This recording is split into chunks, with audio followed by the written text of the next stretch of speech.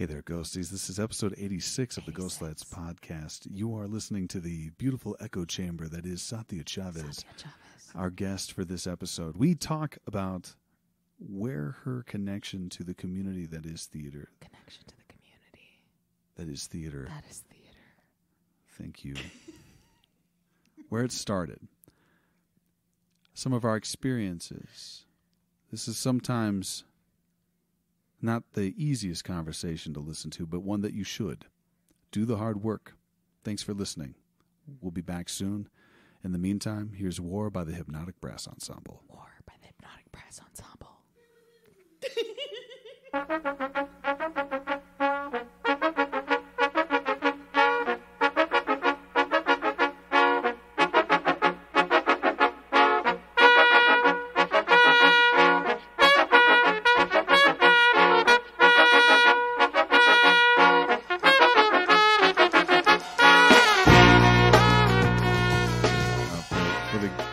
Ghosties at home who are unfamiliar with my guest, Satya Chavez. We were talking about things that tasted like satin sheets and vanilla earlier. Her voice is pretty fucking smooth as well. So before we get any further into this pod, we opened a show that you co-created, composed the vast majority of the music for, if not all of it. Yes.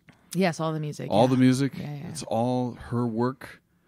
And Andrew Rosendorf's brilliant writing, and we opened it after about 3 years of workshopping process or more. Kind of. I mean, we say 3 years, but we lost so many years to COVID, right? Yeah. So, like, I'm not going to pretend like I spent 2 years of COVID, like, staying true to my work and my art in this project. No, we took a break. Yeah. Well, I mean, we took a solid timeout. Yeah. And we paid our bills other ways until we could reconvene. No, of course. But much like Jeff Goldblum in Jurassic Park, musicals find a way. What? And, what? Yeah, you've seen Jurassic Park, right? Yes. Okay. And so he just found a way? Life just finds a way. Great. That's my Jeff Goldblum laugh. Anyway. Oh shit. So we'll say 3 weeks of workshop period over the course of the 3 years or more of the pandemic. Totally. Yeah. And which is nothing No. for the record when it comes to workshopping musicals and things, because this is, let's be real, it's a musical. Yeah. It's a play with music. It's not a musical. It's a play with music. The music does not propel the plot forward in any way, but the amount of music that's in it, it's comparable. Well, once I did Once on This Island when I was in college, which was also the first time I was ever a truck. I walked away from that experience. I was like, all right. He's being painfully literal. He plays a truck in our show at one point. And the right headlight. I am the right headlight twice. I was the right headlight in Once on This Island. For real? Yes. Oh my God. A throwback. Listen, full circle. When you know what you do well, don't walk away from it. Find your strengths and lean into them. Exactly. I should be chopped down to size and put into a car, like Carrie. Right? Was that the name of the killing car? No. That is definitely like a horror thing. But killing car? Yeah, there's a killing car. I don't know about that. Herbie? Herbie. No, it's definitely not Herbie. That's a kid's. Lightning McQueen. Lightning McQueen was the murderer's car. Anyway, someone will correct me. I hope you will. Please correct me, because I don't want to get sued. Anyway, I was like, I'm never doing it. This is also one of those shows that definitely has an actor play a tree. Like, you think that ends in junior high? No, we do that professionally still. Yeah. Oh yeah. If you have any type of dancing work, if you put like semi-pro dancer or intermediate dancing skills, will be hired as a tree. You will be hired as a tree. Get ready for it. And Sorry, yeah, I interrupted you. No. You were saying. It's fine. It's great. But yes, I said at that point, I'm probably never going to do a musical again. Well, this show's made a liar out of me. Yes. So cheers to refuge. Salud.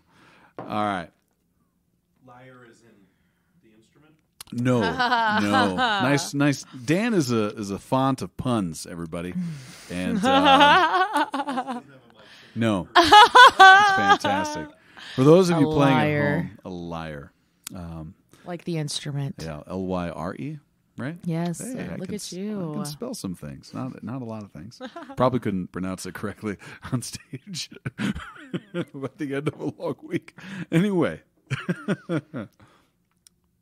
This is episode 86 of the Ghost Lights 86. podcast. Yeah. Woo-hoo. We have the incomparable Satya Chavez. I've had the good fortune of getting a chance to work with you in the past. And here I am now working with you. We got to do some real problematic shit together in the past, y'all. I mean, yeah. Arabian Nights. Ooh. We didn't sing as much as we should have in that. Did you sing a song? I sang in that. Yeah. I sang as much as I should have in that. That's true. I could have afforded to sing a little less, I think. Yeah, we did it's a Mary Zimmerman play called Arabian Nights. Yeah. And Today's Truth, I don't think anyone should be producing that show. Yeah. White British lady probably shouldn't have been writing the story of Scheherazade and Harun al-Rashid. That was the character I played. Oh, yeah? Yes. Okay, right Yes. on. Peter Trin was my brother and Wazir. Peter Trin. You know who's going to come see the show is Gandia. Is she? I know. She's a rock star. She's hilarious. Fantastic. That's great. Yeah. I hope she's well. I miss her a lot. She's hilarious. She Me and is. Lily love her. We've kept in touch after all these years, too. That's man. great. Yeah. Yeah. I've only kept in touch with the director and Peter. Yeah. And now you. Oh no, Sheila. Abner. Abner's been a guest on the pod since Oh, since that nice. time. Abner. Yes. Yeah. And no shade against Abner, but my best friend Lily Hokama, who was my age at the time, must have been like 24 or something like that, did the show, and Abner is he was a 40-year-old something man at the time. Just large guy, large but man, right? And for whatever reason, this director was like, we're going to cast this young 24-year-old to be the love interest of this man, and they had to make out a lot. And I remember the day Lily got cast as that role, and I was so disappointed because I was like, I thought I nailed that audition. It should have been me. And then came the makeout day of rehearsal, and I was very grateful. I was very grateful to be ensemble number 27 to the left. Really appreciated it. Thank you, Sheila. Thank you. Shout out to Sheila. Shout out to Sheila. That's right. Thank you. Appreciate you. So, I usually in the preamble to you being a guest, I would say I always start with this first question about theater. How did it happen to you? Theater really does happen to you, doesn't it? It really does. You don't ask for it. It happens to you. Yeah. I feel like the people who come out of the womb going like, I'm going to be an actor, like they can get there. That wasn't me, man. Yeah. I didn't come out of the womb being like, I want to be an actor, but I did come out of the womb music. And I always wanted to be Selena Quintanilla. Do you guys know who Selena is? I remember She sings Selena. Beady Beady Bum Bum. Yeah. Rest in peace. Yeah, totally. She died very young. She was shot by her, not her manager, but like the manager Like of her fan club, Yeah, basically. the manager of her fan club. That's right. Yeah. Yeah, it's an ultimate betrayal. She was shot, and she was like 21 or 22 or some shit. She was still at just like the beginnings of her career. But she was a Mexican American idol, like the Mexican American Madonna in the making, but she died so young, right? And so she is still like a massive influence in Latino culture, and then the movie came out with J-Lo playing Selena, and that was kind of J-Lo's big. Do you know what I'm saying about? Yeah, okay, great. That was her big claim to fame, and then J-Lo took off after that movie. So I saw that movie. I'm pretty sure, I can't remember, I should Google this because I'm sure this won't be the last time in my life I tell this story, but I can't remember if Selena died the year I was born or if the movie came out the year I was born. You're going to Google it right now? Yeah, go ahead. I was Dan's born in on it. 1992. All right, then. Dan, tell us what's happening in 1992. Yeah. Selena Quintanilla, 1992. Either the movie came out or that's the year she was shot or some shit. But regardless, that is what I wanted to do. And my father, Movie was 97. She She passed died in 95, She passed in 95. apparently. No. Yeah. Then neither of my stories line up. Have you been living a lie this I've whole been time? living a lie since 1992, you guys. Oh, no. Wait, what are you for real? The movie Let's- came out in 97. She died in 95. So, how do you spell her last name? Quintanilla, Quinta. There she is. Yeah, T-A-N-I-double-L-A. Let's see. Selena Quintanilla Perez was an American singer. They Died refer to, 95. Wikipedia refers to her as an American singer. Get your facts straight, Wiki. March 31st, 1995. Wow, so I was like alive and well when the movie came out, when she died, and then when the movie came out. Well, when the movie came out, it was like a real big deal in my family, and by my family, my dad insisted that I learn all of her music, and he's got this, and he tells the story. My dad is the real star. He's a Leo. He's center of attention, man. You met him the other night, man. I've met him twice. He's a character. He's got a great fucking energy about him. Yes, he does. Yes, he does. It is like a magnet. Opening nights are his fucking bread and butter. Yeah. Like he was born to be at an opening night. I mean, he whips up that camera phone and it is this photos, baby. I love it. He'd go, "Yeah, baby," and he'd give you a thumbs up and a high five and everything. I got that on the phone. Anyway, so I grew up singing. And my once my dad caught wind that I wanted to be a pop star, he really made himself an Edwards James Olmos adaptation of Abraham Quintanilla.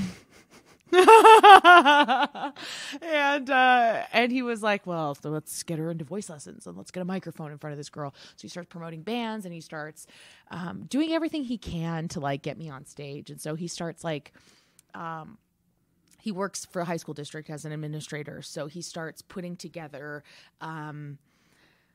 like music cultural events. And so there's like footage, and I'll show you guys at some point, but there's like footage of what we would call culture mix. And it was basically like we'd get a group of musicians and young high school students together to like perform music. It's just like a band, like a gig and whatever. And then you'd see little me on the side, like a little 7-year-old me, like doing my little step touches and singing my little songs. And like, I'm sure my mic was off, but it was about the experience. Right. So I grew up thinking I was a star. Says a lot about me today. So I was just always immersed in music. And then there's two stories to how the theater bug bit me. I know how the theater bug actually bit me, but my dad's story I think is much better. Let's hear them both. So I'll give you both. The first one is when I was like 6 or 7, my dad and I were hanging out in downtown San Diego. San Diego's where I grew up. And there's this beautiful park called Balboa Park. So all San Diegans will know it, and they'll be like, yes, love that place. So they have many cultural art centers out in Balboa Park, and one of them at the time had an installation like a mestizo, like a Mexica, Mexican, American, Chicano installation. And so I have to go to the bathroom. I'm at the park, and I got to go potty, and so we go into this little museum so that I can go to the bathroom. And we walk in, and there's this group of little nuggets rehearsing a little play. And they see me walk down, and the way my dad tells the story, and he's the only one who can remember it because I was fucking 6 years old, right? I don't actually remember the story. But the way my dad tells the story is he's like, yeah, and we just walk in, and they see you, and they're like, does your daughter act? I'm sure that's not how it went down, but it is the better story version. Never ruin a good story with the truth. That is a lesson I've learned from my father. No. I would like to tell you a story about the American dream if I can. Shots fired. Sorry. America's out of the room right now, so it's okay. Rubik's Cube. No, it's okay. I don't live in Florida. I could teach critical race theory here. Anyway, as you were saying. So I'm walking into this as a 6-year-old, this Mexican-American museum. And this group of kids are rehearsing a play. The woman directing it sees me and is like, oh my God, we just lost an actor for our play. Would your daughter be interested in acting? And my dad goes, I don't know. Let's ask. Are you interested? And apparently I was just like, absolutely, I'm ready. And so for the next week, we just practiced a little skit, a little play, and I was the lead of it. I just jumped in and was the lead of their little play. And from that point, my dad was like, oh, well, she's a performer. Now my tale, okay, great, and putting a pin in that. Okay. My tale is, I don't actually remember that at all, and I have vague memories of performing that thing, but like that gets mixed in with the many, many, many times my father has pushed me out onto a stage and just said, okay, your turn. And just like forced me to develop a relationship with fear. Prior to that, it was around that time in my life, he had me singing at like post church events. And, I just like have recollections of like church ending and then there being like a big, food trucks and like a big cultural event that would happen afterwards. And then we'd put up a stage and then there'd be music playing and everyone would just congregate and gather and just enjoy the Sunday after church. Totally. And so one day my dad was like, and I'm telling you, I'm like 3 or 4 or 5 maybe. And my dad's like, well, Satya, do you want to sing Como la Flor, which is a Selena Quintanilla song? And I was like, yeah, okay, sure, yeah. So he pushes me out on stage. And I don't think I understood what I was signing up for. So I walk out on stage and I see all these people and I freeze, I panic, I cry.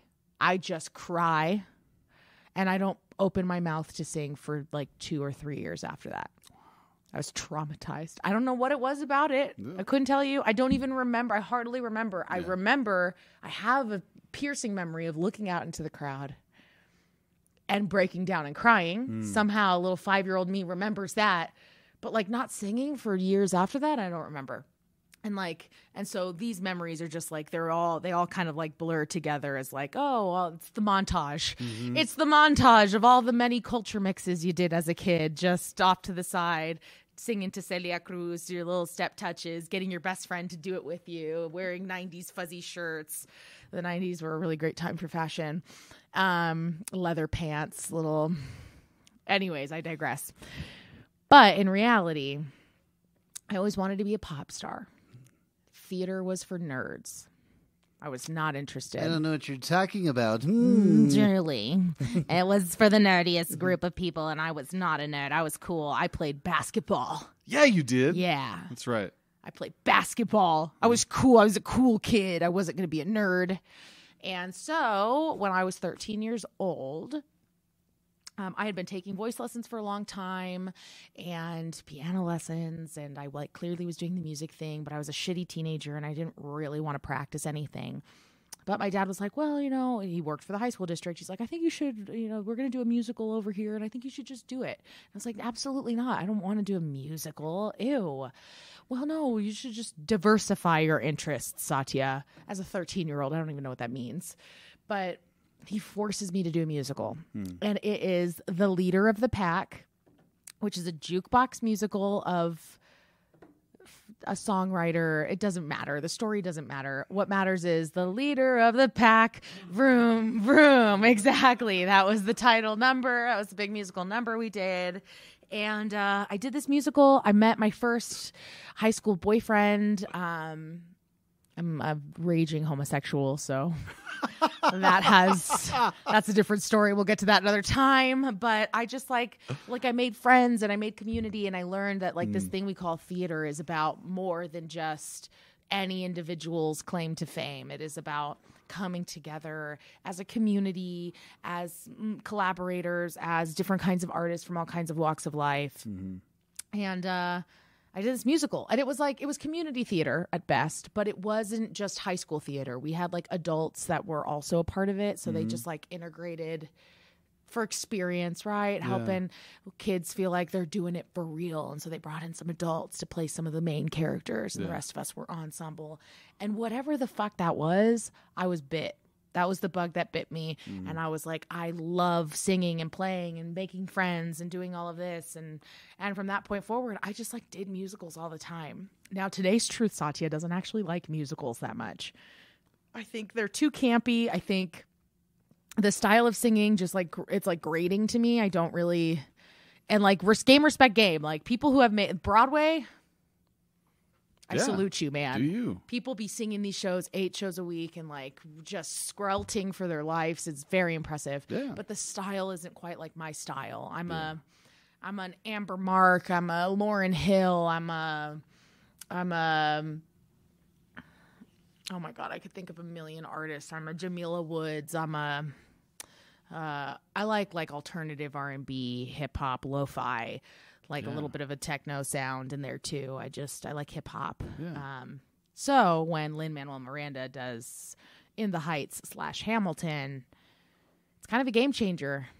And that just kind of like that kind of inspired me to keep investing in myself and keep investing in this industry and keep and maybe even like give musical theater a shot. Yeah. So alas, here I am writing a bit of a musical. Yeah. But I don't think the style of music in my show is, I don't know, what would you say, Dan? What would you say the style of music in Dan. my show is? Would you say it's musical theater? No, it's melodic mood, ambient, like tone setting. Come on, tone setting, melodic mood, ambient tone setting. That's Absolutely. what Dan said. I love it. Yeah. My man with the tukus coming With the in. tuku's coming in. I did Dooku for about 3 weeks. Yeah. How would And you spell tuku if you were to write that out? See, that's interesting because it almost feels like there is like a DJ, Yeah. Like Oh, interesting. DJ like you, DJ double O, DJ DJU. Tuku. So we do. So in our show, we a lot of the music is meant as soundscape rather than just like storytelling, moving plot forward. It's ambient. It's sound. It is soundscape. Someone described it. I think Jerry described it as borderless folk music. Ooh, Isn't that nice? I like that a I think lot. that's what I want to embrace. That and ambient. Mm-hmm. Ambient.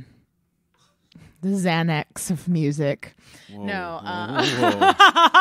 Let us not go there. I'm gonna be real frank. Totally. Yeah, we create. You created really awesome instrumentals that we pick up and help breathe into the scene. These songs, like even the slow, like what I would deem romantic, for like longing songs for community and connection to something bigger than that moment in particular. Like when you want to reconnect with your mom and you smell the deodorant, like that song's a fucking banger. They're all fucking bangers, even if they're all a little smaller. So it should smaller in terms of like the scope, how much we belt. Yeah, right. How many They're different- intimate. They're yeah, intimate they're all- songs. This is one of those musicals or plays with music that you could do in an old small black box Yes, theater totally. that would bring down the house every freaking night. And you wouldn't need, like, you can do it all. Don't necessarily need to mic it. You can paint a picture with it, and you can do it 2 feet in front of somebody and have them just eating out of the palm of your hand. You were going to say something. No, just that's the whole point of it, right? I think accessibility was key in crafting this, and as we continue to crack the codes and figure out how we continue to develop the play, accessibility is at the forefront of our intention. Absolutely. We want this to be a show that a theater with $1 million budget can produce, and it's full scale, and it's get all the bells and whistles on it. But also, if a theater has $1,000 budget, you should also be able to tell the story, because I think the important part is that the story get told.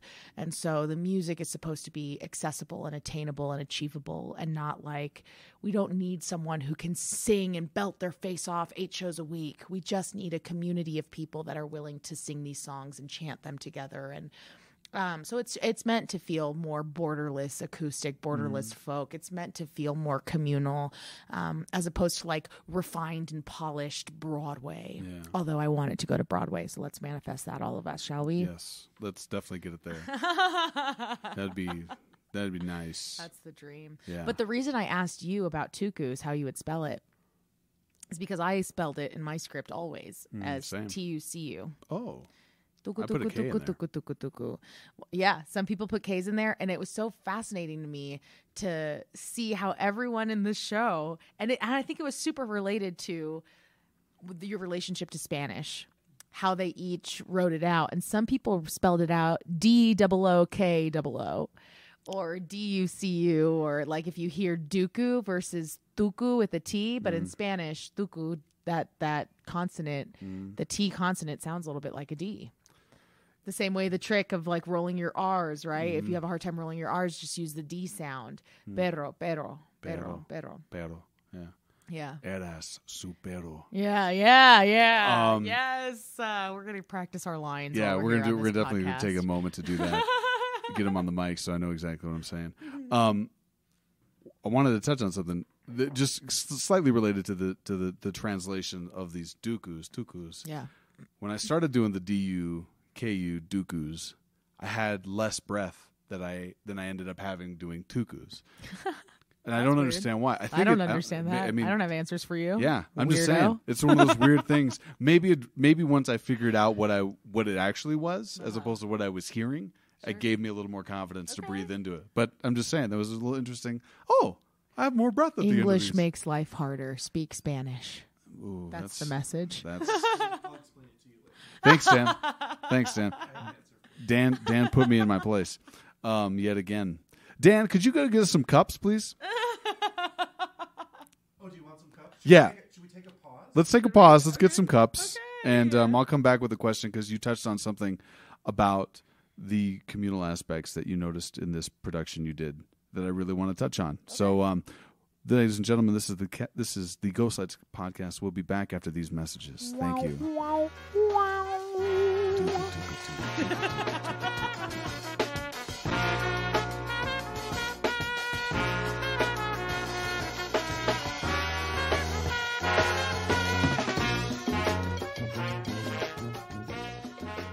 All right, we're gonna jump back into this. Are we doing a commercial or no? I'll do the commercial right now. Okay, ready. Yeah. I'll be quiet. And I'll go. sip this. Ladies and gentlemen, welcome to the Ghost Lights podcast. Today's episode is brought to you by the Catamounts and their new production of One Way Back Day. One Way Back Day. Created by Tracia Ferris, James Brunt, Alasia Gray, Chelsea Fry, Peter Trin, and Sam Gilstrap, the host of the Ghost Lights podcast. Ooh. Get your tickets to dairyartcenter.org today. dairyartcenter.org today. Thank you. Welcome back, Ghosties. Did I ruin it? No, you Dan's didn't. Dan's like giving me the side eye like, bitch. That was the best commercial we've ever That's recorded. the best commercial we've ever recorded. And I'm definitely not going to pay you for that. So you can use it for your reel. Okay, great. Okay? Do we get paid for this? No, not yet. Not yet. Yeah, Not we're yet. But manifesting in damn it, 2022. we should get paid for this. I'm gonna look into real online commercials and stuff. But for that one right now, that's something I like to do. All right. We yeah, were- that's solid. Yeah, doing people's a solid. You talked about the experience you had doing this show that was school, community theater based, and the connections you made with people where the bug for you felt bit you for sure. Oh, yes. Sorry. We went back to Yeah. 13-year-old Satya. So, I'm back on 13-year-old board. Satya. Sorry. I'm a modelo in. Yeah. Half a shot because this is more than a shot, is it? Or is this It's just a dub. one shot? Yeah, It's a dub. you've got A at shot least, in. yeah. I'm a modelo in. Yeah, and Now I've we're got this horchata stout going on. from Gonna New finish the other Terrain half of Brewing. this shot. It's damn tasty. We're in 2006. 2006, and we're in the Wayback Machine. And you talked about that scent, the different types of people attracted together Yeah. to tell this story. Right. How has that evolved, or has it, from your perspective? Okay, so I don't totally know what you're asking me, but I'm going to Okay. answer it the way I think I want to answer it anyway. Perfect. That's great. So I think what you're picking up on is that this sense of community is really the thing that has been the inspiration to keep me going in this industry. And I think, when you do theater as a kiddo, it's all about collaboration. It's all about, coming backstage and sewing your costumes together and like just being a part of every aspect of it. And then I decided to go to college and study theater and study acting in particular. And when I was in college, I worked in the costume shop, and that kind of like helped me pay my bills throughout college. And that was kind of my part-time, full-time job outside of performing the things for free. But I was just so enamored with the communal aspect of what theater is. It is not just focus on one person. Like, the show does not happen without all of the different members of the team coming together and building something. But then, alas, capitalism. And the way these industries work is everyone to each their own. Everyone sticks to their lane. Everyone wears the hat that they are trained to wear. And if you step even a toe over their lane, you are wrong. You are in the wrong. You do not tell a sound designer anything about what to do. You do not tell a costume designer that their design might be problematic. Or, I'm sorry, I'm having flashbacks to the Arvada Center. Oh, no. Jesus Christ. Superstar was hella problematic, putting us and all the people of color in the show in full burqas. And feeling like that was okay. I saw that show. Oh, no. Oh, no. Now I remember it. And then us, the three women of color in the show, the only people of color in the show, handing Judas the noose to kill Jesus in our full burqas. Like, you really don't think that's sending a message? No, we're just trying to do Jesus Christ Superstar in its authentic form, the way it was always intended to be done. There was never a real intent. If we're telling the story of Jesus in its full authentic form, there are way more people of color in this story.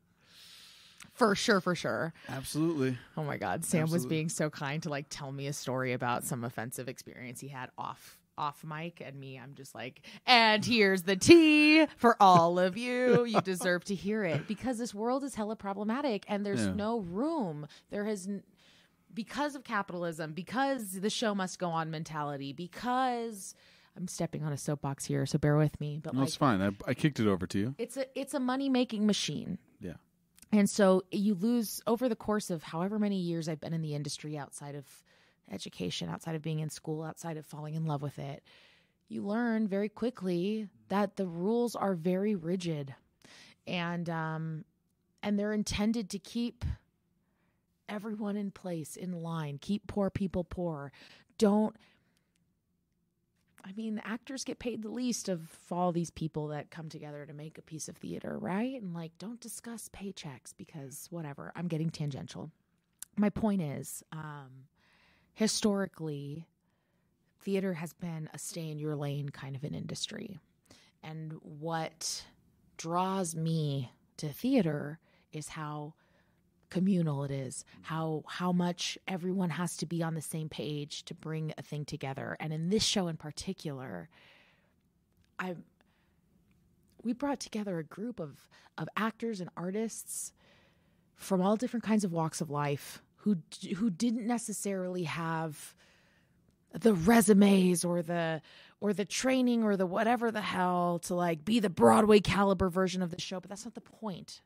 The point is, we're coming together to tell an important story with the tools that we have. And everyone pushed themselves 150% to make this happen. Like Sam said earlier, he doesn't do musicals, but he came into rehearsal one and I was like, sing, bitch. Here we are. Sing. You're in it. Sing, Louise. Sing out, Louise. Right? Yeah. Sing out, Louise. You're in a musical. And so something that's been really special about this process is I have had the immense amount of trust in this group of people,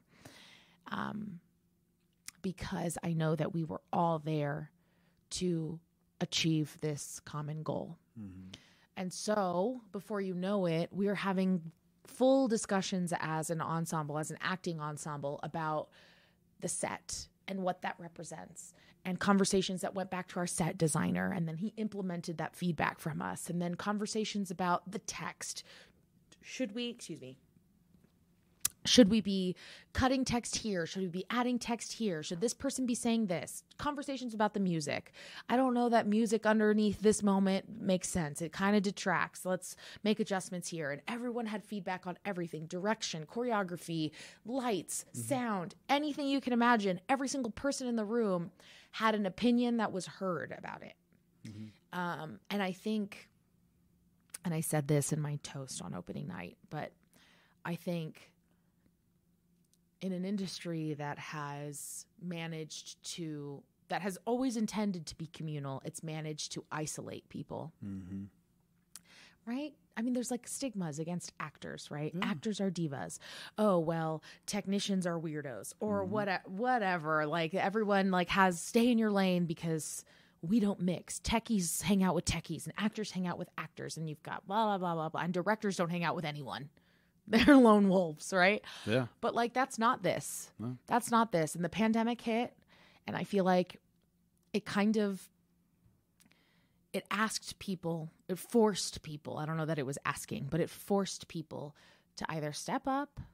It forced people to go the extra mile. And I'm not saying that this is right or good even, but in that process of like being expected to be malleable and to shift. And in this shift, I feel like my love of theater was reignited. And I had been losing it over the course of 10 years. And every day, every show, every project, I just fell less and less in love with it. I remember this Arvada Center production I was talking about. Arvada Center. But I remember getting called out by the costume designer after the fact. I got a big old email that was basically like blaming me. Like, hey, I heard you had some negative opinions about these burqas, and I just can't believe you didn't tell me about it because I could have done something about it had you said something, but blah, blah, blah, blah, blah, blah. And I'm like, I'm sorry, bitch. You are the executive directors, the executive director's wife. And I'm just an ensemble member in your production of Jesus Christ Superstar. And you really think it was my responsibility to tell you that this was offensive, that this was problematic, that maybe someone should have taken another look at like what the story is that we're telling about this. And this was in like what, 2014? Like this was pre-Trump. This was pre anyone actually acknowledging the nuance and the racism and the implicit biases, implicit racism, the inherent racism that we all have. We are all racist in this country because we grew up here, and this country is based and founded on racism. So like this was pre any of that. I thought I was not allowed to talk about racism? CRT.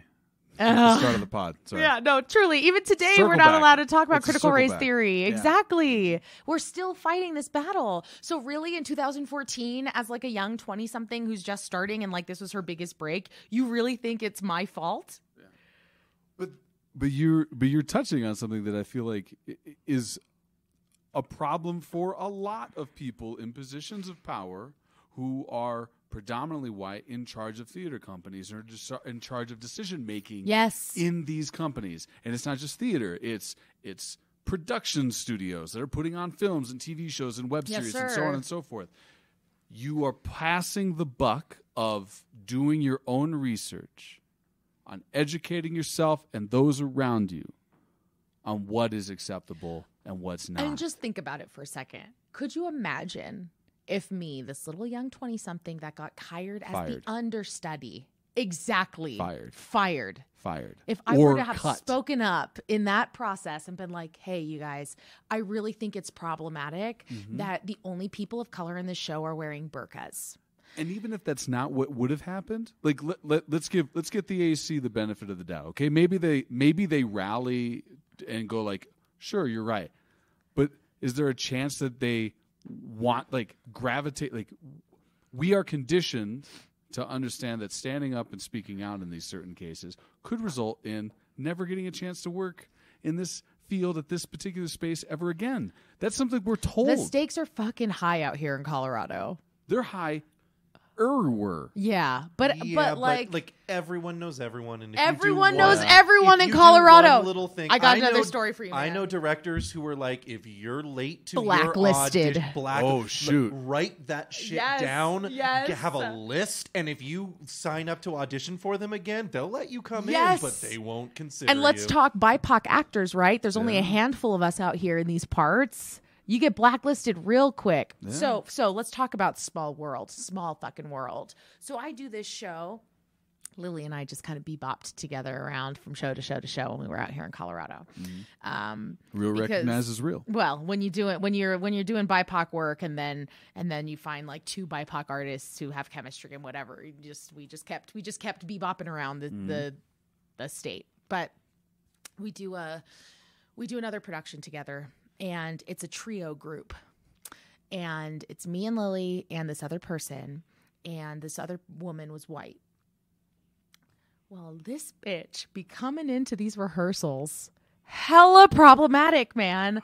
Hella racist all the time. And like day after day, it just chipped away at me. It just chipped away at me. One day it's like, and it's small. It starts small. One day it's just like, Satya, do you know any black actors? I'm like looking for some black actors to hire for something. Do you know anyone? Why are you asking me? There are other people in this room that are much more established and know more members of the community. And like, I don't know. Have you considered asking Sarah? I know she's white, but she knows way more people from that community than I do. Why are you coming straight to me? Okay. Small. Yeah. Small. Easily dismissed. Next day. Oh my God, I went out drinking and I went to this bar, and there was this like group of Mexicans that just like stole our table. And I'm just like, why are Mexicans so aggressive? Like, I just don't get it. But you're different, Satya. You're like a different kind of Mexican. But like, I don't understand why like Mexicans have to be like that. Right? Yeah. Okay. We just chip away. And things like that just kept happening to the point where I was like, I am uninvested in this person, and I keep pushing myself further and further away. One day I get an email from her. She's like, hey, I just want to reach out to you because I feel like the environment here is really toxic. The tension between us is really palpable. Okay, let's make this my problem. Let's make this my fault. Sure. And of course, like putting it in an email. Yeah. I see you every day. If you want to have this conversation with me, let's have this conversation. Well, we did have the conversation, to which I started to open up about some of the things that were problematic that I was experiencing on a daily basis, and I was just getting tired. And I didn't want the process to be tense for her. I didn't want it to be tense for me. It wasn't tense for me. I was making my choice. I was just backing out, letting her do her thing, whatever. Mm-hmm. Okay. So but now it's on your doorstep. Well, right. So we have a conversation about it, and I'm like, all right. I'm gonna bring you in on what's happening here. You're racist. And that's okay. We all are. But we got to acknowledge it. I clearly was much more kind and palatable about this conversation with her. I swear to you. Could not be more kind. So then the show ends, whatever. This theater company hits me up afterwards. They want to do another production. They want to hire me for the production. And they're like, we just want to gauge your interest in this because this individual, we've also reached out to do the show, but they told us they will only do the show if you are not a part of it. Excuse me? What? Mm-hmm. And as a young BIPOC artist in Colorado, I can't have that negativity on my reputation. Mm-hmm. And so she's already telling people, don't work with her. Because why? She says, well, she's racist against white people. And that is the message she starts spreading to everybody in the community. And she's like well known. She's well known. She's well loved. She's connected to people that she's connected to the casting agents out here in Colorado. Yeah. And at the time, that was my whole world. And I was just so like, my whole world came crumbling because I was like, no, not my reputation. Not like, no, I'm not hard to work with. I work so hard. I work so hard to be palatable. I work so hard to not be hard to work with. I go the extra mile to make sure white people love me. Mm. But she tells this theater company, I'll do your show, but as long as Satya's not working on it. But then they came to me and they were like, we just want to let you know this is what she said. And we're offering it to you first. Mm. So if you want it, we won't hire her. But if you don't want it, we're probably going to hire her. And I want it, and I took it, and they didn't hire her. Mm. But, so cool there. Fine. I won that little battle. fast forward, and I start hearing from people from all over the community, oh, so-and-so is telling everyone that you're racist against white people. Is that true? Are you racist against white people? It's 2022 now. We know that's not real. Yeah. But at the time, people believed that was real. Yeah. And so I spent many years like trying to convince white people around me that I don't hate white people. I hate whiteness. I hate what it has done. I hate what it represents. But white people are people. Yeah. Obviously. Our director of our show right now, I'm one of my best friends is white. I have white friends. I don't hate white people. Just call Honestly, us that convinced me. Thank you. For those of you who remember the Colbert Report on Comedy Central, whenever Stephen Colbert would pull out the picture with him and his black friend, and it's this guy that looks so disinterested, and then Colbert's big cheese-eating grin with his arm wrapped around, like, yeah, you can't see the big open dopey face, but yes, I hear exactly what you're saying. So fast forward a year, and I've got agents out here in Colorado, and one of my agents decides to retire. But who steps into her place? This bitch. This bitch became my agent for my last year in Colorado, and that was tense. And I have to admit on public broadcast that when I moved from Colorado, I didn't actually tell my agent I was leaving. I didn't actually say goodbye. I didn't actually formally cut off from my agent. I just ghosted.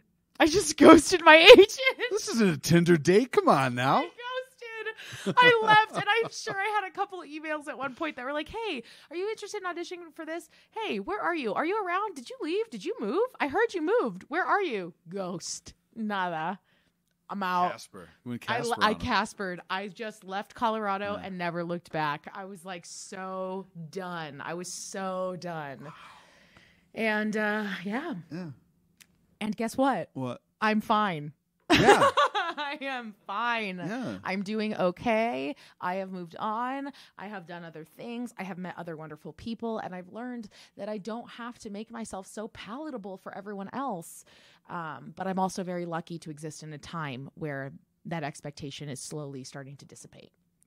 I'm glad it feels that way. I'm honestly. I think it is. I think it really is slowly. Yeah. Starting to dissipate that expectation. I had a conversation yesterday. Or at the very least, I don't hold space for it anymore. That's. Yeah. There's a whole different philosophical conversation that can get super meta about what you just said that I might table for later in this pod. But I like that. Not hold space for it. If you don't make the time for it, if you don't create the opportunity for that brand of negativity to get into your sphere of existence, it's possible you never have to deal with it. And if it does come up, it's quickly dismissed. Yeah, if you ignore it, you don't have to deal with it.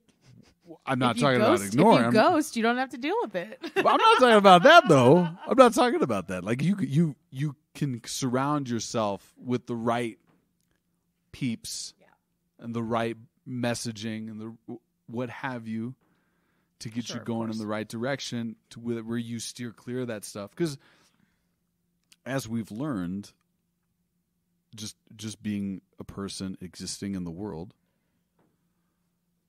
you get we got a little spill. I spilled. It's okay. You get these.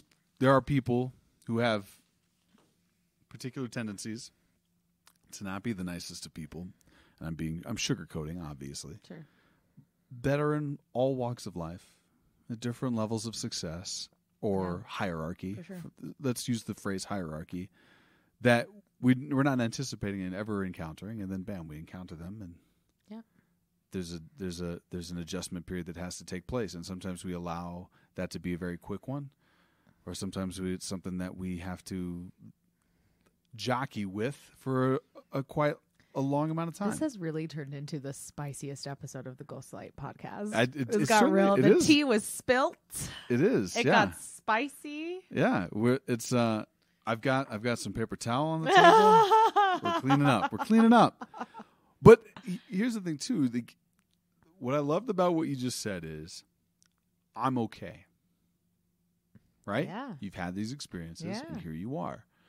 You've where that I'm and correct me if I'm wrong. Okay. Okay, I will.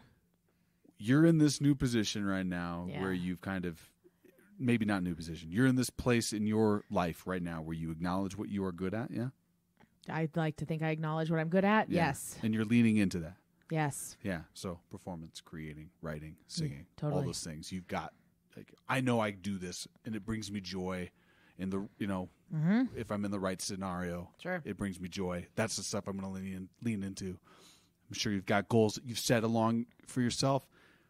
And you've got the skill in those areas in the field that you want to be a part in, performing arts, where it's hard to deny that. And you're still getting opportunity, right? Here we are, 2022. Yeah. Years after this particular situation. Totally. Years after these changes with your agency. And here you are. I think that's a great message for people out there who are experiencing these things that are afraid. Yeah. Still. Because afraid of being blacklisted, afraid of being gaslit, afraid of not being heard, afraid of being misinterpreted. And it's that fear that keeps us silent. It's that fear that keeps us from progressing. No one has to do anything. I'm not telling anyone to do anything. You do what you got to do to take care of yourself. Do what we each can. But I'm certainly at a point where I do not hold space for it anymore. And I will address the racism, the problematic behaviors that come into my life, even the microaggressions on a day-to-day. We are going to talk about them. I'm just going to call attention to it. And like, if that makes you uncomfortable, that's for you to hold. I'm not holding on to that. Yeah. So yes to everything you said. Absolutely. Yeah. And I think that's crucial. It took a great deal of self-work. Yeah. Some time with yourself to kind of get to that place where you can. Yeah, didn't COVID give us all of that, though? I certainly hope so. COVID gave us that time to sit and reflect. I mean, some of us developed really awesome baking skills, and some of us really developed some good coping skills. And some bad drinking habits. No. I did drinking and baking. Combine the two. Dan drinks and bakes I just every pour day. tequila into my sourdough loaf. That sounds actually really good. I think that, Should we, folks at home, with your brand new sourdough recipe, buy yourself a bottle of Luna Azul. Yeah, Luna Azul. Luna Azul. Oh, I see. Luna Azul. It's one word. Luna Azul. Luna Azul. Luna It's got Azul a wolf on reposado. the bigger bottles. That's why I bought it. It's on the wolf. Oh, Sponsor us. Actually, I'm going to say, yes, Luna, that'd be great. It's a good starting off point. I'm trying to get that Casa Azul. Yeah, clase azul. Clase Azul. Blue class. Blue class. Yeah. Yeah. I'm at the head of the class with all the colors right now. Hell yeah, hell yeah. Anyway, we move away from this important conversation. Yes, we live, we keep going, we keep stepping forward, step by step. We take steps. Because there is something to be said to stay there. That we get ourselves stuck in this mire and we burn ourselves out on it. Yeah. And then maybe the fight doesn't seem that important. I'll try and find something where I don't have to worry about this shit anymore. Right. And we walk away. And maybe that's not necessarily living our truth. Not living another cliche is our best life, but doing the things that make us happy. And I would say that the key to a solid life well lived is to being able to do what makes you happy without hurting other people. I think that's pretty close. Sure, why not? Sure. Well, I'll put that on the bumper sticker. What were some of the things that you focused on to help you steer yourself through that time, through those trials? Oh, God. No, I don't know that. I wish I was like a mindfulness expert and I had been focusing my energies other places so I could rise above. No. I was messy about it. I was petty about it. I was pissed about it. I remember getting angry when someone told me that the rumor was in the industry that I was racist against white people. And I was like, because I knew that wasn't a thing, but no one else knew that wasn't a thing. You know how infuriating that is? To have people point fingers at you and say, you're racist. And you're like, I literally couldn't be if I tried, man. Like, that's not true either. Latinos can be racist, absolutely, and we are all racist in this country. But like against white people, I could try my damnedest and I couldn't. And so it was just totally infuriating. I did not take it well. I did not rise above. I stooped and I was like, fuck this bitch. Blah, blah, blah, blah, blah. Yeah. I was not great. But I had good people in my life who listened and respected me and made me feel heard and seen. And those people pulled me out. Those people lifted me up. And one of those people is Lily Hokama. Lily. She's my best friend. She's the person that Sam and I did a show with way back when. That's right. She'll be a future guest on she's the one that had to make out with Abner. You've got a built-in question. I've kissed Abner. It's a good time for me. It's a good time for me. I don't know about everyone else. Oh, I love Abner. My I love you, girlfriend at Abner. the time, you met Kristen, right? Yeah. Yeah, my girlfriend at the time, she was a huge saving grace in that. And just getting out. I left. Like, I just kept putting my career first. I kept putting one foot in front of the other, and I didn't give up. Nice. And I'm still on that trajectory. Because I still have days where I want to quit. I want to. The industry asks too much of people, especially its people of color, and I just kept going. Yeah. And this is a game of endurance. This whole industry is a game of endurance. It's a marathon.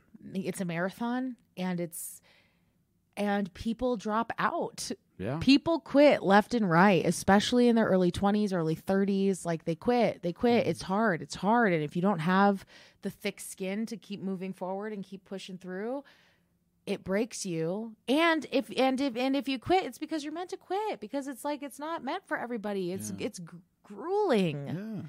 Yeah. So if there's anything, I mean, I feel like that was always the advice given to me in this industry. It's like when college kids ask, what's the biggest piece of advice you'd give a young actor? Well, the advice is, if there's literally anything else in this in the world that you can imagine yourself doing, do that instead. Because this ain't it. Because there's not money in this until you are Beyonce or J-Lo or Lin-Manuel Miranda, right? Like, there's no money in it until there's money in it. Yeah. It's just like the rest of a capitalistic system. You are working for the people that are making the most. There are other Every countries, time. Canada, Yeah. who gives artists benefits. Your face. Yeah. God damn it. Other countries actually support their artists. This country does not. This is a grind capitalist mentality. Yeah. Well, because they're all afraid we're going to become celebrities who tweet about the environment. I don't know that that's the case. I feel like that's a new wave too, right? Yeah. Celebrities tweeting about the environment. That's a new movement that's just being imposed on Well, the they've industry, stopped but- tweeting. Now they're writing movies. Oh, come on. We got to. Yeah. More Don't movies, look up. please. Shout outs on Netflix. Yeah. Yeah. Yeah. So it's an Oscar. It's got an Oscar buzz. Yeah? It's got Oscar buzz. Oh, cool. I didn't know. It could happen. I It didn't could happen. know. So, yeah. So, Yeah. I think, I mean, if I was, what is the advice I give to someone who... Yeah. What's your ghost light? We're not done yet, but let's ask that question. That's This, the but ghost light you question. vote. This is like the organic process.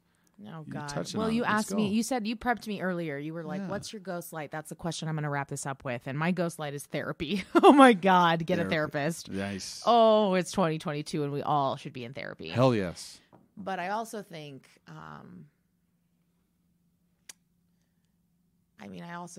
just endurance,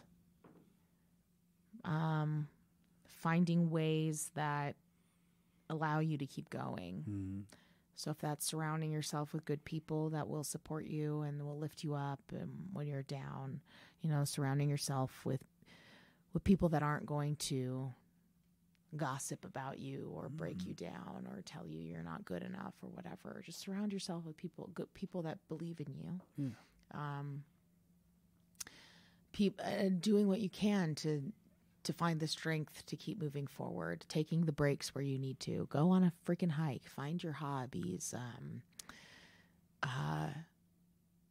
trying to think of things I do. I'm a runner, right? I'm a jogger. I'm a runner. I like to hike. I like to. Those are the ways I take care of myself. I like to isolate. That's how I take care of myself. Living in the silence, learning from the silence. I used to be someone who always needed people around. I always needed people around so I didn't have to process my shit. As long as there's someone else around, I can just talk to them and distract myself from the demons. But like finding in whatever way that means, in whatever way you can, finding the strength to keep moving forward, because like we were just saying, people be dropping out left and right, and that just filters through who's meant to do this and who isn't meant to do this. So if you're meant to do this, you just keep going. Yeah. That's my ghost light, I guess. Absolutely. And therapy. I echo the sentiments around therapy. Therapy was a huge help for me, and I would probably not be performing if I didn't find therapy when I was in middle and high school. Oh, wow. Not to say that I no longer need it. I probably still need a good therapist, but healthcare and things of that nature, it's not necessarily a guarantee.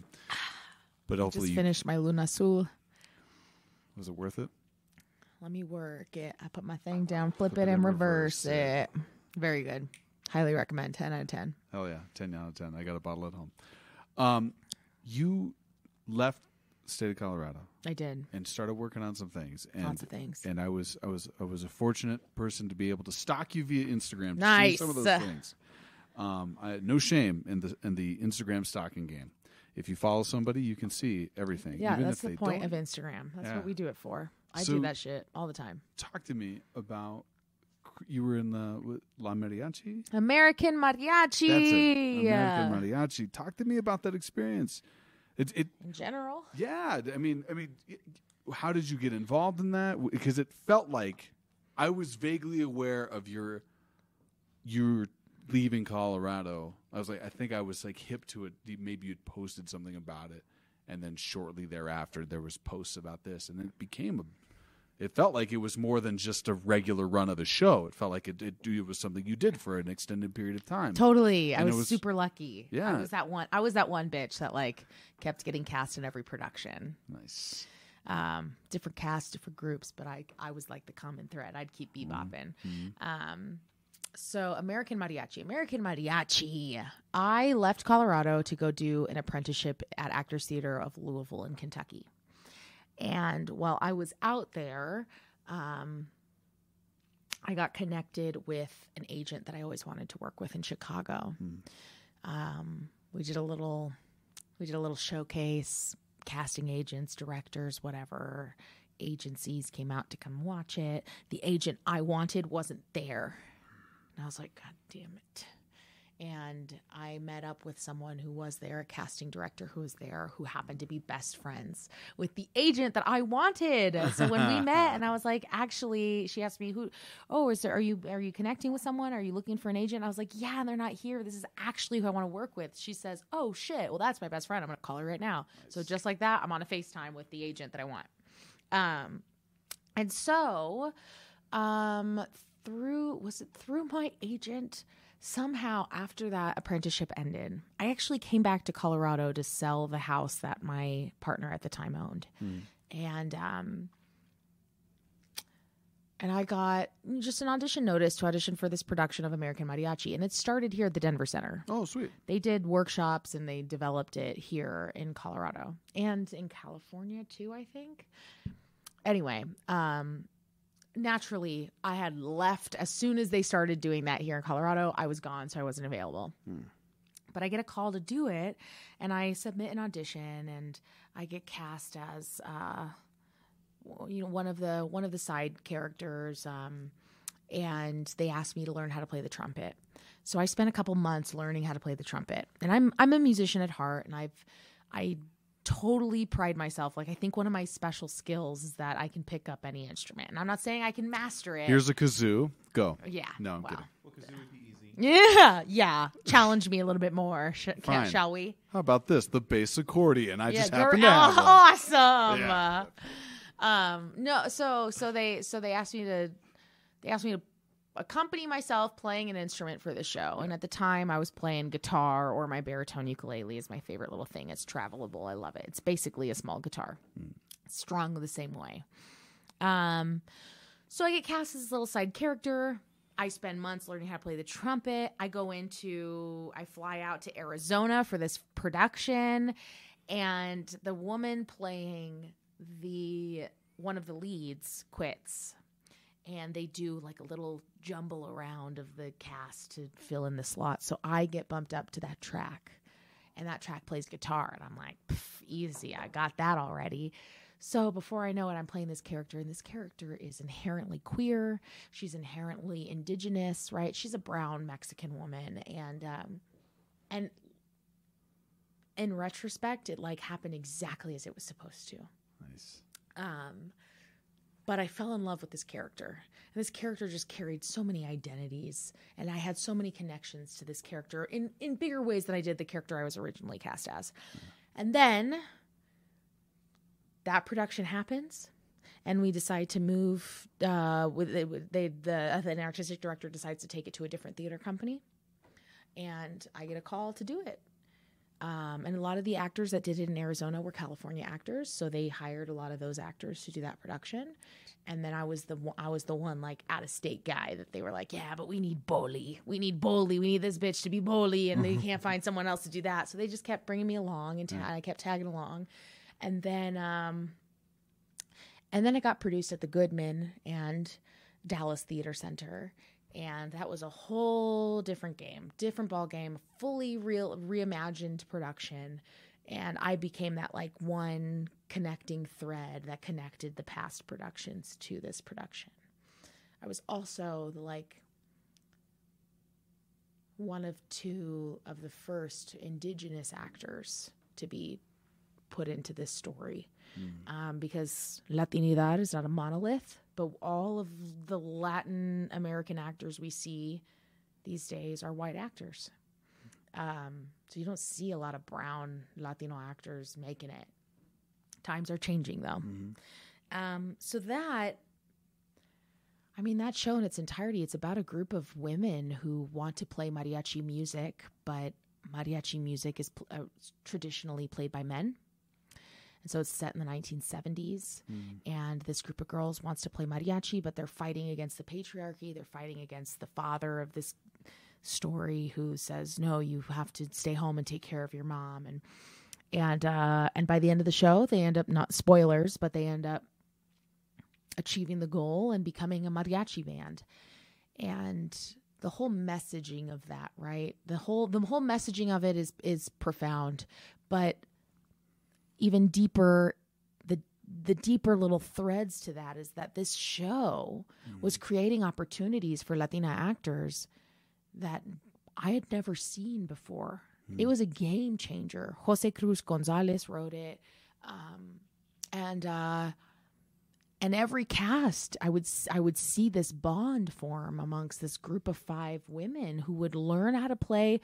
Every rehearsal process would ask these actors to learn how to play an instrument, a mariachi instrument, whether that's trumpet or violin or guitarrón. Because when I went and did it in Dallas, and I actually ended up dropping the Goodman because the Goodman happened after COVID. Our Dallas production got interrupted by COVID. But I ended up getting cast as a different character for that production. And I played what was a giant mariachi bass guitar with like 6 big fat strings that give you the calluses of a lifetime. And it was really fucking hard. It was really fucking hard, but I loved it because I love a fucking challenge. So it was just giving actors opportunities. And to bring this back to Refuge, I was having this conversation last night with the donor for the show. This is the tea. Uh-oh. Ten cuidado. Ten cuidado. Cheers to the tea. Cheers to the tea. Of course, Sam already finished his goddamn horchata beer. I'm sure there's something in there, yeah. I'm the worst. Do you have a paper towel? It's been folded up. God damn it. I'm the That's worst. all right. I It's spilled. like that scene in Airplane. This is where you develop your drinking problem. No. On this podcast. Because he misses. He misses his mouth. That's the drinking problem. It's a joke. Anyway. This conversation came up last night about Accessibility. I want Refuge to be as accessible a show as possible. I want anyone anywhere to be able to put it on with whatever budget you have access to. And what came up last night was, well, Satya, your show's not actually that accessible because you really need unicorns to be able to pull it off.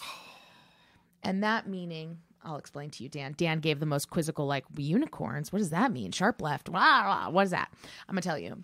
People have often called me a unicorn because I am an actor. I was trained as an actor, but I'm also a musician because my whole life has been musician, and I'm also a singer and whatever, and now I'm also a writer and a composer and blah, blah. You don't see that. You don't see all of that in brown people. True. What? The first thing we've heard Dan say in a while. Dan set up a mic, by the way, during our little break, and now Just for that moment. I'm really glad we got your input for that one. you don't see, but that's the mentality, right? You don't see all of that. Yeah. In brown people. That's hard to find. Satya, you're a unicorn because that's hard to find. But like, that's hard to find because we don't invest in these people to be able to continue to develop their careers that way. No. I got motherfucking lucky that I'm looking at your face. I hear you being like, you're talented though. It's not luck, it's talent. But like, opportunity is luck. Yeah. Yeah. No, you're absolutely right. The face of incredulity that I just gave you is like, it sucks that you have that. I don't know what I'm trying to say. It's like, it shouldn't be luck. That's why. It shouldn't be. Yeah, it You're shouldn't be absolutely luck. Right. It shouldn't be luck. You want a meritocracy. If you want a meritocracy, then you got to do the work. Yeah. You got to do the work and create opportunities. Right. And because we exist in a world that hasn't divvied up those opportunities equally, some of us have fallen behind. Whole races of people have fallen behind. And so the only way to bring them up, you can't just expect them to have the skill sets that all of their white counterparts have. You've got to give them extra opportunity, extra support where they can get it so that they can also start to meet that. Equality is not giving everyone the same resources. Equality is adjusting the resources based on what people have had the privilege, the access to, based on what their needs are. My favorite image, right, is of those people standing at a fence, right? Yeah. And so you've got that like really short person, and like if everyone's got the same level of box to step on to look over the fence, then they should have the same opportunities. But like, no, a short person is not going to have the same vantage point as a tall person standing on the same 2-foot box. You got to give them an extra couple of feet. Yeah. Anyway. Yeah. So American Mariachi was one of those projects, opportunities that that believed in me in the first place to step up to the challenge of learning a new instrument and then learning another instrument and then again learning a third instrument for that show. Also providing that same opportunity for other women. And also in doing all of that, instilling the confidence in me that like, oh yeah, well, I'm not just an actor. I'm a multi-instrumentalist. I play guitar. I play trumpet. I play guitarrón. In addition to the things I already played prior to that, right? Yeah. So there's that. And so the tea from last night is that, excuse me, this conversation that always comes up of like, this actually is a very hard show to do because to find actors that can sing that are also brown, that's hard. It's hard because you've never tried. It's hard because you're not doing your homework. I've done my part. I've written the show. I've written the opportunity for people. Now you do your part. Literally, your job as a theater company is to find the talent. Do you know what's also hard? Being an individual, to take the time to learn those instruments, to learn how to sing, to learn how to act. That's difficult. Yeah. That's a lifetime of work. Yeah, it is a lifetime of work. That's a lifetime of work. And to be at the skill level that it sounds like you're expecting them to be, and you're there, you're a genius at it, right? That's hard work. I've done the hard work. It's okay if other places do the hard work too, to meet us here. And I appreciate what I'm hearing from them, right? I appreciate the feedback of like, Satya, you are special. Thank you. I'm going to hold on to that. I want to believe I'm special. Thank you very much. But also, I think it's really lazy for theater companies to say, it's actually really hard to find those kinds of artists. It's actually really, and we're sitting at a table with a donor, right? The artistic director is saying, your show's not actually very accessible because you're asking theater companies to find brown people that can check off these boxes. I'm sorry, if you were asking for a theater company to find white people to check off these boxes, this is a hella accessible show. And because really there's one musician. Dan saw the show the other night, everybody. Mm-hmm. There's one musician, and then there are 6 other actors. Yeah. And all we ask of those actors is to be able to become their characters, to hold a harmony, and for those like Sam, also be puppeteers. But that's not my fault. I had nothing to do with the puppeting. The puppeting came with the show. I just brought the music. Yeah. The puppeting is awesome. Don't let the sweat in my back page fool you. Like, I'm loving the shit out of those moments. Continue. Yeah, totally. But I think we are giving whole entire communities of people. We're not giving them enough credit. And we are giving theater companies way too much credit to assume that they don't have the resources or the capability to just do their homework and find people. Find people. They're out there. I was out there. Honestly,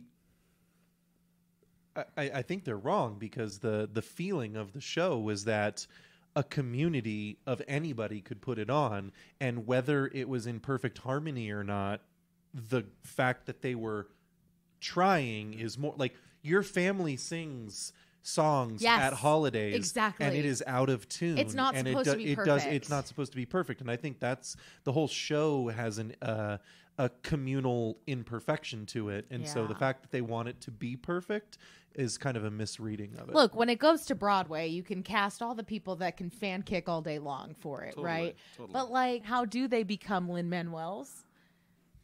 By opportunity.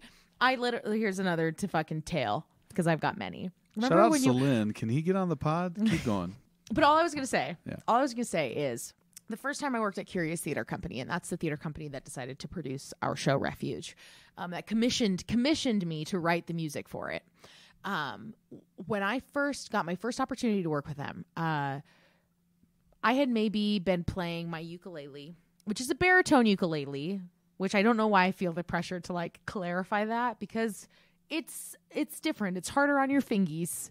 It's steel stringed. It's the 4 bottom strings of a guitar. It's basically a guitar minus 2 strings. And so I had just been on that instrument for maybe 2 months prior to booking this gig. And he asked me, do you think you could play music for like all the transitions of the show that we're doing? And I was like, yeah. Cause like every good Mexican would be like, yeah, absolutely. Say yes. And then YouTube it later to figure out how to answer the question. Right. So I said, absolutely. And I jumped right in. And I think this is actually my Ghostlight answer. Okay.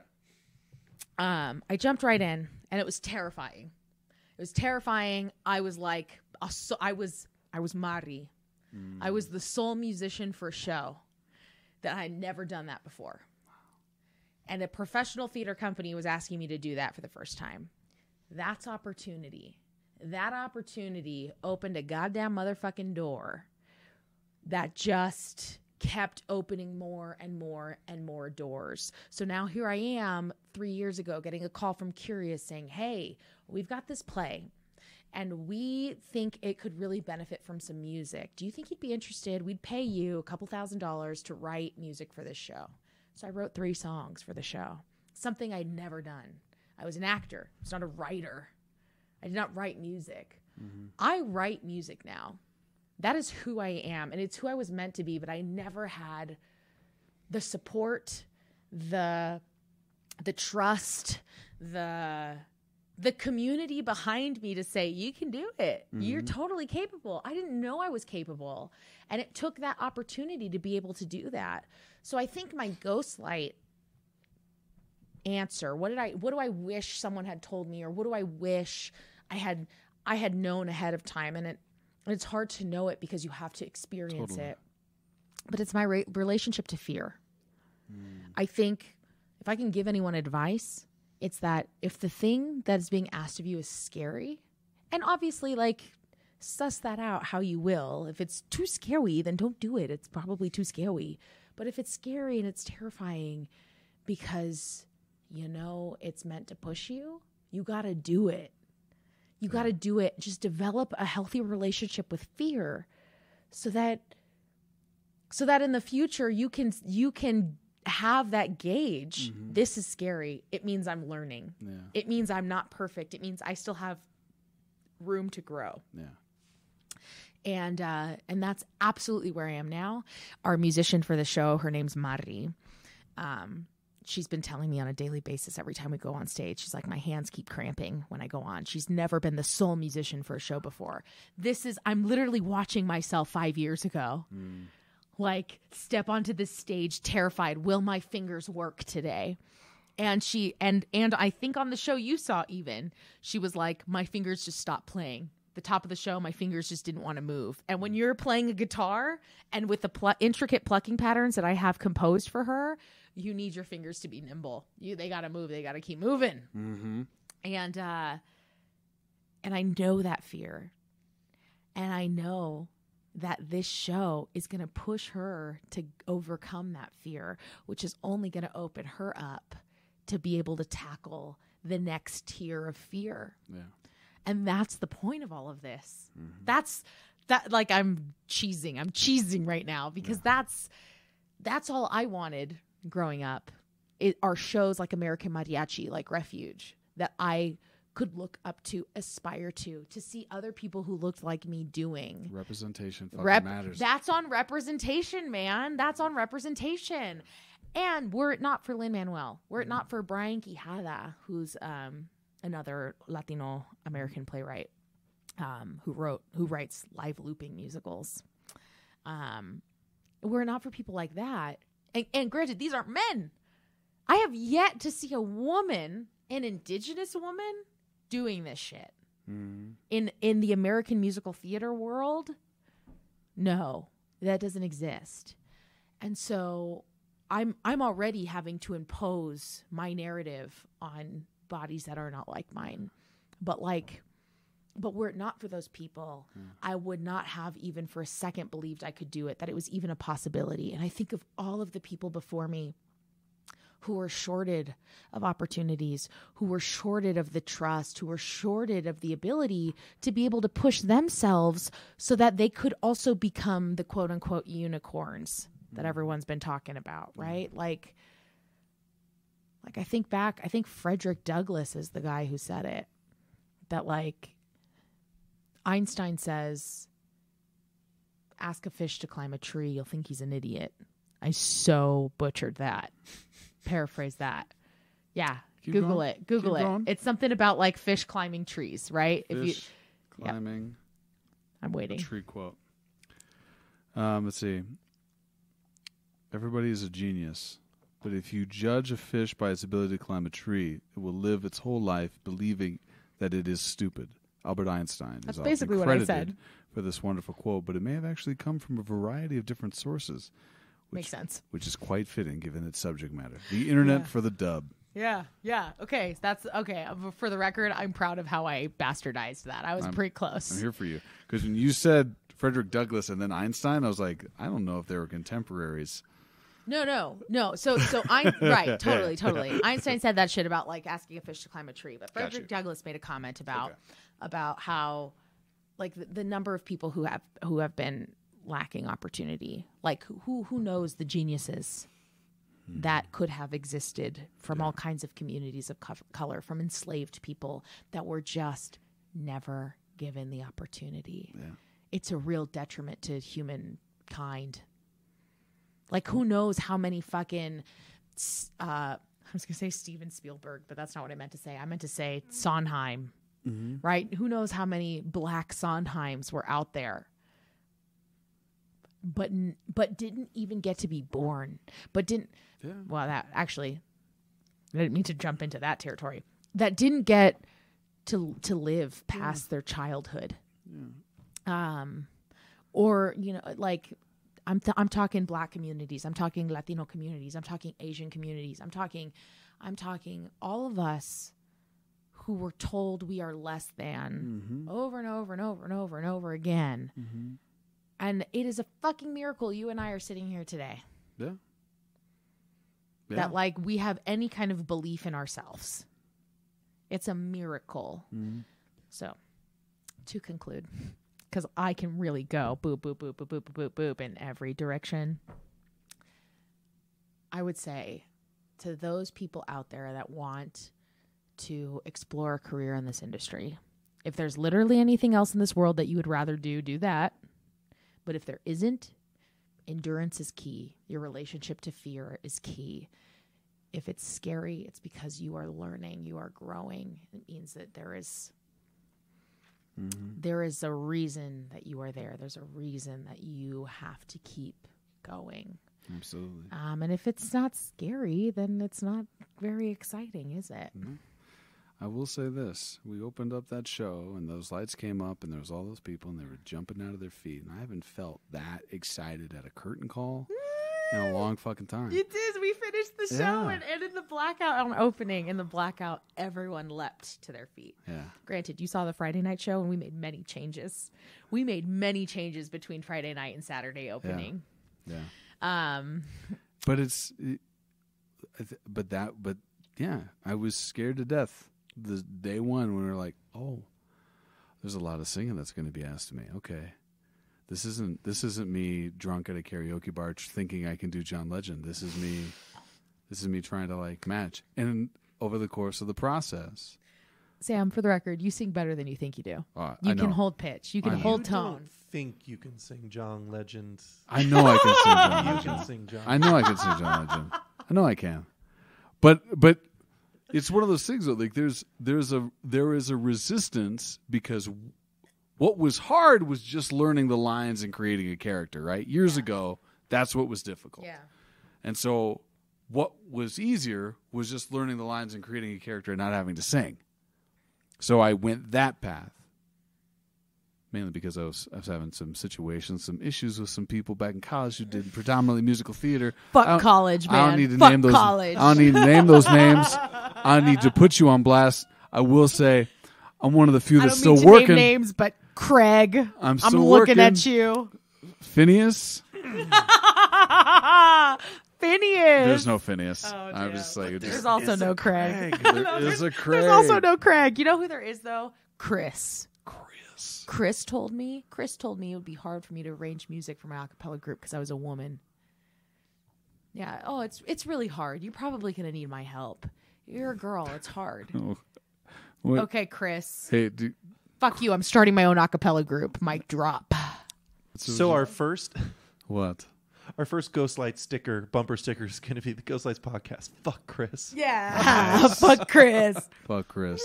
Because you all got a Chris out there. Everyone's got a Chris. Everyone's got a Chris. Don't listen to Chris. You're better than everyone. That. There's been someone in your life that told you that it's harder than you think. You know. Don't do it. It's not easy. What makes you think you can do it? Jay-Z's got a great quote. It's like, you can't do this. Like, no, you can't. That's why you're telling me no. You're telling me no because you don't trust yourself to get it. Don't project that shit onto me. I'm a unicorn. Okay. Definitely.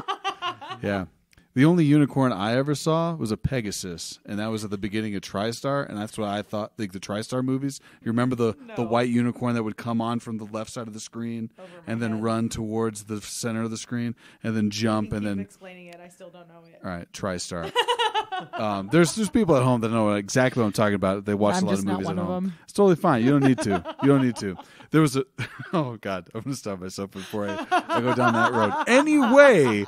I'm saying that's what I thought a unicorn was. It turned out to be a Pegasus. Anyway, you're right. You create these opportunities. You can find more of these talented people. Or develop them. And develop them and cultivate them. Yes. And that is not necessarily something to be put as a feather to be plucked into your cap. It is just what the business should be and should ask of people. Oh my God, I'm going to insist. if you create, like, if you do things right, people won't be sure you've done anything at all.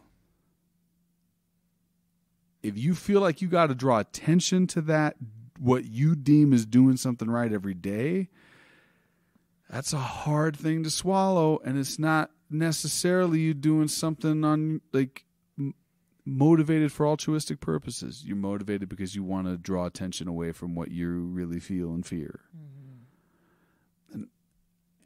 And when you create those spaces, I'm now doing a hard left. Get the, we're doing the Tokyo Drift on this. This thing. Yes, Tokyo Drift, that shit. Oh, shit. I say sharp left all the time when I change conversation, but I think I'm going to say Tokyo Drift. I certainly hope you will. Tokyo Drift. Tokyo Drift does not get enough love. Does not get enough love in the Fast and Furious canon. Don't get me started on the canon, because Please don't get him started on the Yeah, Fast and Furious. That's a completely different podcast. It's just me rewatching every single movie while I make something in the slow cooker. Anyway, you gotta start a YouTube series now. Yeah, so we pop that hand brake. We make this Fast hard and the Furious, left. Slow and the Curious.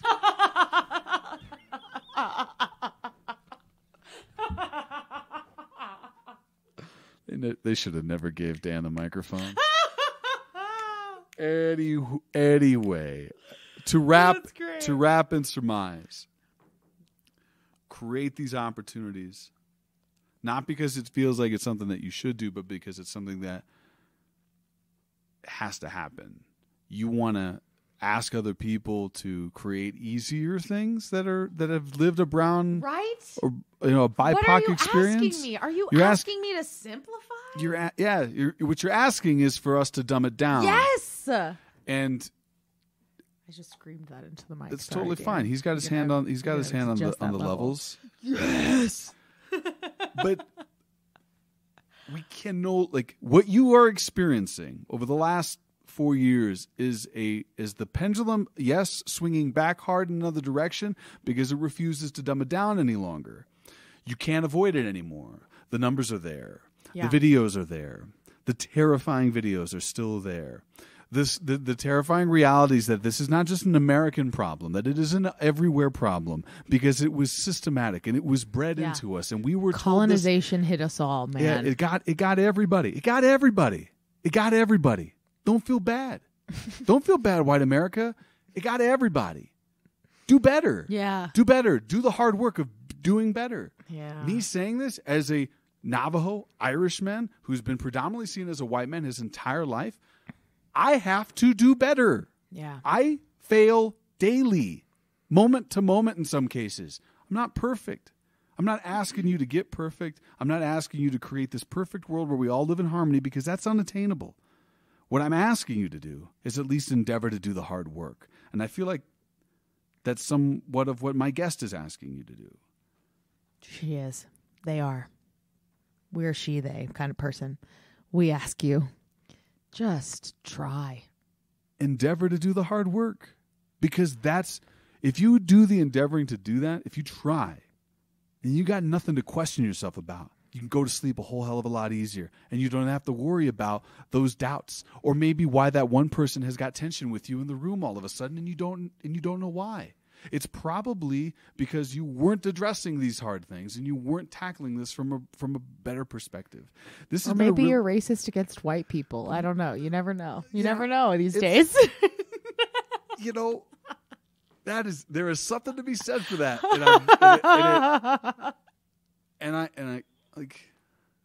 we made the joke earlier. I have white friends. I have a white mom. Yeah, I have a white mom. My mom. Yes, I should have started with that. That's a much stronger debate. My white is mom. Yeah. My mom is white. How can I be racist against white people? I love where I came from. I love who I am. But it took a long fucking time to say I love who I am. It took me a really long time. I'm 38. I might have started doing this maybe 4 years ago. I might have started doing this work like 4 years ago. And I've got a whole long walk that I'm going to take one day. I'm going to go to the Bosque Redondo, and I'm going to bring water that my people did not have. and I'm going to leave my phone at my fucking hotel, which I'll have the luxury to use, and I'll have a backpack with a tent and an air mattress and a couple of blankets, and I'm going to walk that thing with or without my dog Mike, and I'm going to do that shit alone because I need to do that journey, because I feel like if I do that, maybe I can put down a lot of my drama and the resistance that I encountered from native indigenous people who saw me predominantly as white. Yeah. It's not easy, and one of the reasons why it's not easy to do this work is because we have done a fantastic job of creating labels, building walls, and putting people in boxes for centuries. When you say everyone's racist, I wouldn't have agreed with you 5 years ago. I do now. Everyone in this country especially. We've got these things that we've experienced that we don't really know where it comes from, maybe. We can't put words to it. It was indoctrinated. It was taught to us. Yeah. They're ripping pages out of history textbooks right the fuck now, people. Yeah. They're burning books right the hell now. Mm-hmm. They're telling people to label trans kids. They're telling people to call CPS on parents of trans kids for encouraging them to find their identities. Right? This stuff is happening. Not just and it's happening today in 2022, and we are more aware of it now than we've ever been before. And we're not just talking about putting good stuff on stages and screens. We're talking about creating places of peace and safety in all walks of life. Yeah. Your schools, your businesses, your coffee shops, your laundromats, what have you. This has been the Ghostlights Podcast. This is episode 86. I hope you still listen to us going forward. We got a lot more episodes coming your way. I want you to go out there and get tickets to Refuge right now. I want you to get tickets. Oh my God. See it at its beginning stage. This is its okay.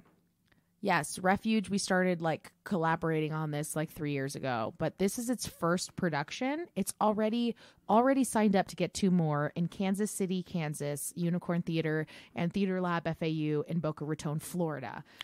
Those are already in the books. They're happening. And the people of Florida need to see this play. Yes, they do. Yes, they do. And after that, fingers crossed, dreams high, hopes high. It will continue to have a life. But if you want to see it on the ground floor, this is how that shit happens. Absolutely. How do you think Hamilton came to be? Hamilton took 8 years to write. 8 years to write, workshop, whatever. We're only on year 3. So come join us on year 3 of this journey. Did that donor who told you that they couldn't find unicorns book the next show at Unicorn Theater? Oh, shit, that's so funny. No, he actually helped fund this particular production, but we have a grander donor called the National New Play Network, NNPN, and they funded, so they've offered 3 different theater companies extra funding to help this, what they call a rolling world premiere. So each company, both Unicorn and Theater Lab and Curious, get to say, this is the world premiere. It's 3 productions that say this is the first, even though Curious is technically the first. So that's why if you're in Denver, you gotta come see it. Because it's the first. This is the world premiere. Yeah, I should have fucking said that shit. I'm not a unicorn. Unicorn Theater is the unicorn that's gonna easily hire all these Are we talking about TriStar Pictures? What? Exactly. Ladies and gentlemen, I'm Sam Gilstrap. This is the Ghostlights Podcast. I circle back. It's what I do. I'm the best of the best there is. Nevertheless, I is. If you're listening to another theater podcast in Colorado, you're wasting your time. Shots fired. It's what I do. Dan, do the damn thing.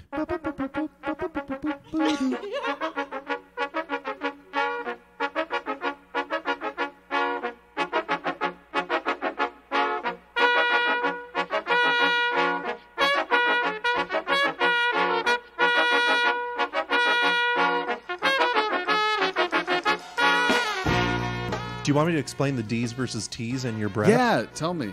So say duh. Duh. Now say tuh. Okay, there's more air that comes out of your mouth with a duh. It's a softer sound and a tuh. So by saying duh, you're pushing Literally more is air out. easier to do a T than a D. Nice. Oh shit! Wait, what? I love that Dan was just so confident about that. Yeah. Well, I will teach you. I will teach you later. I know this.